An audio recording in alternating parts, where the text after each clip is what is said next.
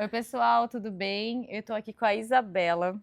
Isabela acabou de defender o seu mestrado pela Sim, Albert Einstein. isso. Parabéns, aliás. Obrigada. E aqui, então, eu trouxe uma mestre especialista em genética. Isa, conta um pouquinho como que começou a sua trajetória na vida acadêmica, a sua vida pessoal e como que você chegou a estudar a genética do autismo e como que isso está hoje em dia. Tá. Bom, pessoal, prazer a todos, obrigada pelo convite, tá? Eu trabalho com autismo desde a época da faculdade, então eu sempre gostei muito de criança, assim, né? Eu queria fazer medicina na época do colégio, mas eu acabei migrando para biologia, porque a genética sempre foi, assim, uma paixão.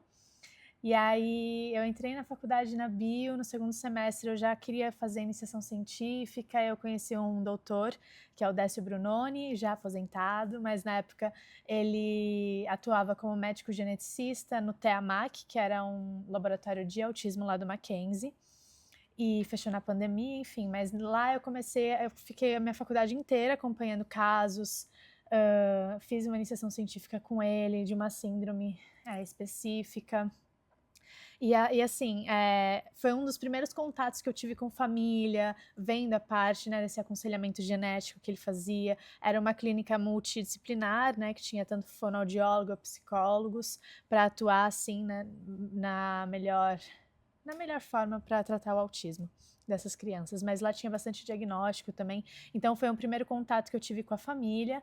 Aí depois eu fui trabalhar mais na parte da genética mesmo, né, entender assim as mutações que estão envolvidas nesse transtorno lá na USP.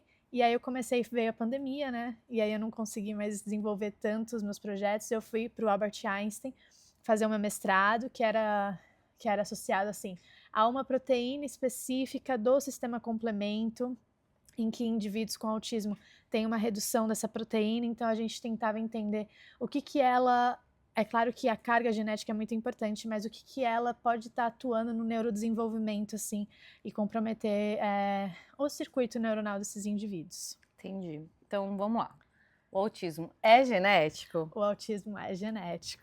Fala um pouquinho sobre isso pra gente, por favor. Então, o autismo ele é genético, né? Assim, são graus que acabam correspondendo aos fatores genéticos que contribuem para a etiologia desse transtorno.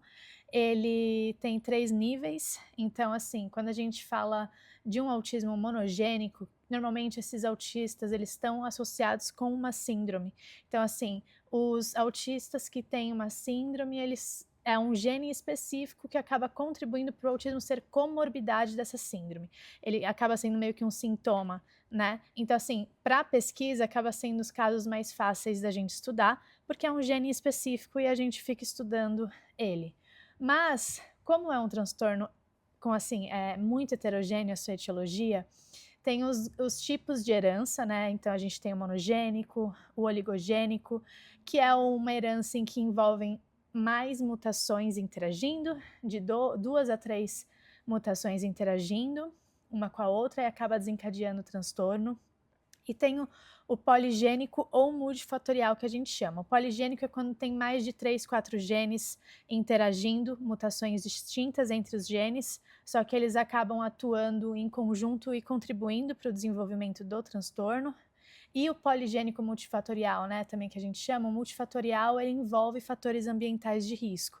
Mas é muito importante que o feto, né, tenha a carga genética necessária. Então, assim, não é só o fator ambiental que vai contribuir para o desenvolvimento, né, pro autismo. Tem que ter essa carga genética para que a interação entre o fator ambiental e a carga desse indivíduo se interajam e aí vem ao desenvolvimento. Tá, quando você fala esse fator ambiental, quais são eles os de maior predição a risco junto com o fator genético que você já viu na pesquisa?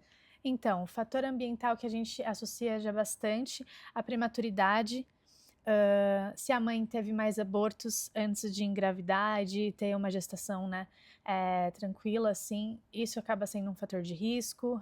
Se a criança nasce de pais que são mais velhos, tem bastante estudo associando, porque assim, pais mais velhos, principalmente o pai, né, não a mãe, mas o pai, ele acaba desenvolvendo uma mutação que a gente chama mutação de novo, que é quando, por exemplo, a família não tem nenhum caso de autismo.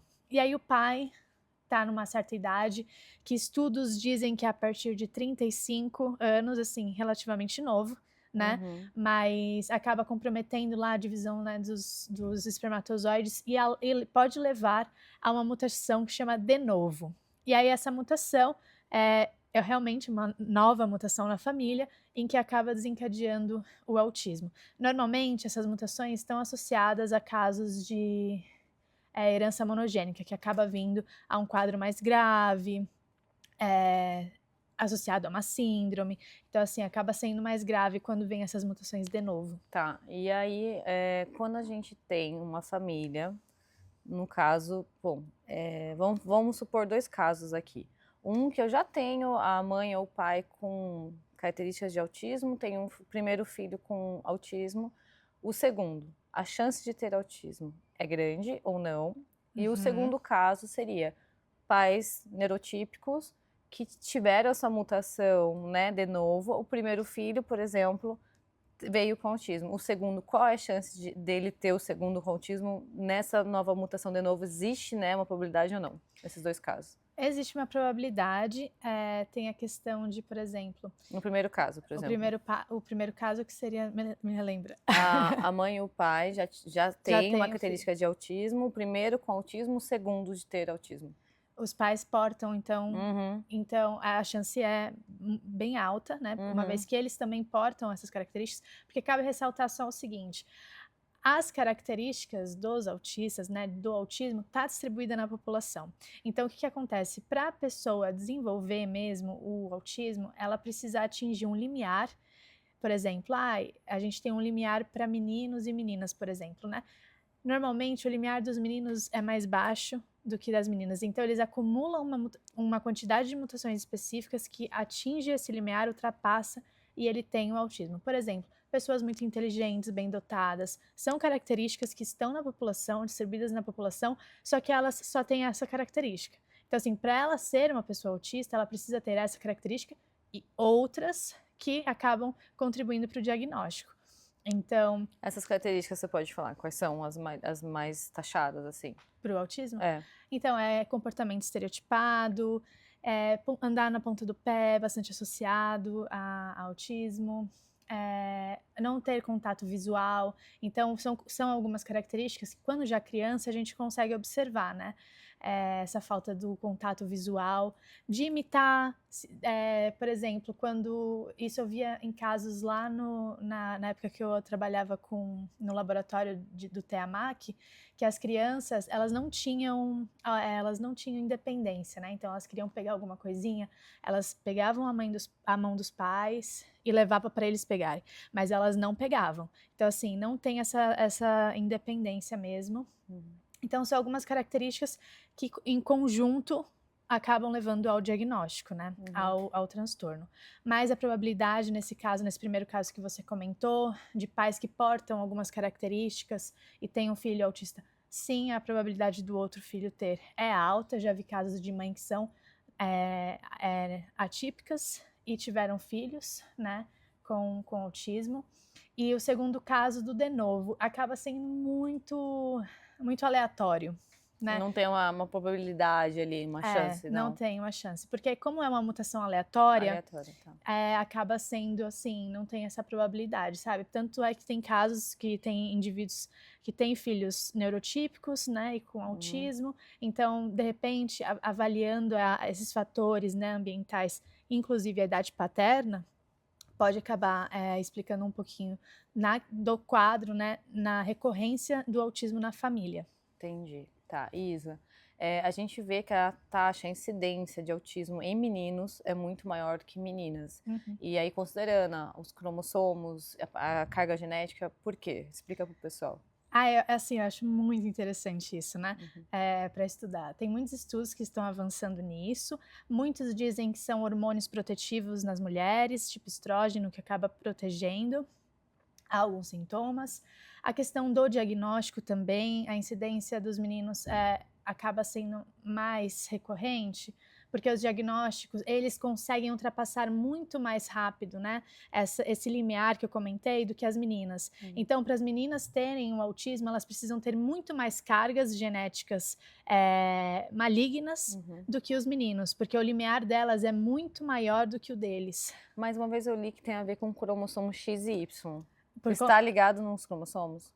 Então, eu não conheço genes que estão associados aos cromossomos, mas a questão dos hormônios estão relacionados seria aos talvez cromossomos, isso. Então pode ser os genes estariam ligados à produção de hormônios. Isso, exatamente. Tem bastante estudos que estão avançando nisso, mas o maior debate que tem mesmo é essa questão do limiar, que as meninas, e também tem a questão social, que normalmente são sintomas que as mulheres acabam mascarando mais. Eu, por exemplo, conheço mulheres que foram diagnosticadas com 32 anos, que têm filha, e a filha não é autista. Então, assim, a sociedade acaba, mulheres, né? Então, imagina, mulheres autistas elas acabam mascarando mais esses sintomas para conseguir se inserir no grupo ali, né? Uma questão mais evolutiva ali. Isso, e também tem a questão de que se vocês analisarem, meninas que têm autismo, elas acabam tendo, quando elas têm, o quadro clínico é muito mais grave, assim, tipo, os sintomas são muito mais agressivos, elas acabam atingindo mais os níveis, os maiores níveis, né, do transtorno, justamente porque quando elas atingem essas mutações, ultrapassa o limiar, acaba comprometendo mais, sabe, do que os meninos, por exemplo. Entendi, tá. Isa, então, se a gente está aqui falando, né, da parte genética e tudo isso, como estão os estudos hoje? A gente vai chegar em um ponto no qual a gente vai conseguir ter um diagnóstico precoce ainda em útero, ou a mãe ali tentar, né, já ver as chances que ela tem de passar esse gene para os seus filhos, ou já saber em útero, ou logo que nasceu, ter um exame como se fosse o teste de pezinho para os genes do autismo. Como é que está essa escala assim, de pesquisa? Então, a parte dos testes, né, assim, eles não são tão acessíveis por conta dos valores, mas tem painéis de exoma que já tem bem estabelecidos genes associados ao autismo.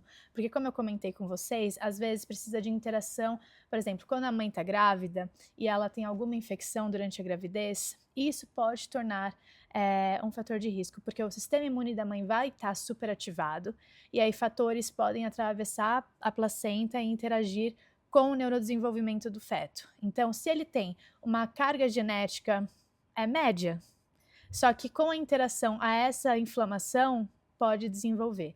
Então assim, é bem delicado falar de testes durante a gestação mesmo. Não tem nada muito bem estabelecido que pessoas recomendem de fato. Para o diagnóstico na parte genética, é interessante aplicar quando a criança já está com suspeitas, né, clínicas. Eu acho interessante aplicar principalmente painéis que já têm genes muito bem estabelecidos ao autismo, porque acaba facilitando até mesmo conhecer o padrão de herança para ver se vem dos pais ou não também. Então, assim, os testes, de fato, são muito importantes para o aconselhamento genético. Porque se o gene é muito bem conhecido na literatura, aí tem a chance da gente conseguir ver a probabilidade de um outro filho, se o casal quiser ter, de ter autismo ou não. Essa parte que você fala, aconselhamento genético, seria essa investigação dos pais antes de ter, porque você falou que você fez uma iniciação lá com o seu professor, que ele fazia isso, então ele já pegava os casais antes de engravidarem, de ter os filhos. Como que é esse acompanhamento? Então, na verdade, ele pegava casais que já tinham crianças, que, por exemplo, teve um casal que tinha uma criança com X frágil, que é uma síndrome que o autismo está muito bem associada, e aí essa síndrome ela está associada com repetições no número de cópia em uma região do genoma, que vai passando ao longo das gerações, e se, por exemplo, o filho ultrapassa o número de cópias que seria saudável, ele tem a síndrome do X frágil. E aí tem o autismo junto. Então, ela teve um filho e ela engravidou sem planejamento. E aí ela queria ver a probabilidade de ter um outro filho com a síndrome do X frágil. Entendi. E para a gente finalizar, assim, Isa, Como que você acha que hoje as novas tecnologias, a gente está na onda ali da inteligência artificial, a gente está numa evolução muito grande, né, da Uhum. tecnologia associada à pesquisa. Você acha que como que isso vai caminhar junto? Como que a gente está na pesquisa, pensando aqui a curto prazo e a longo prazo? Como que a gente está? Então, tem estudos associando a genética, né? Então, são estudos em larga escala que estão tentando introduzir a inteligência artificial, como o machine learning, por exemplo, machine learning para conseguir tentar desvendar ainda mais quais são as variantes nos diferentes modelos de herança que o autismo tem, né? Então, assim, também cabe ressaltar que a maior parte dos casos se encontra no poligênico multifatorial, então envolve muito mais genes interagindo. Então, eu acredito que a inteligência artificial, ela possa contribuir junto com os testes genéticos para a gente conseguir ter aí mais acessibilidade, de fato, em quais são as variantes, quais são os genes, e trazer para os estudos acadêmicos mesmo, tudo in vitro, em cultura, que pacientes, que as mães consigam também trazer os filhos para as pesquisas, porque a gente depende muito dessas células deles para trabalhar.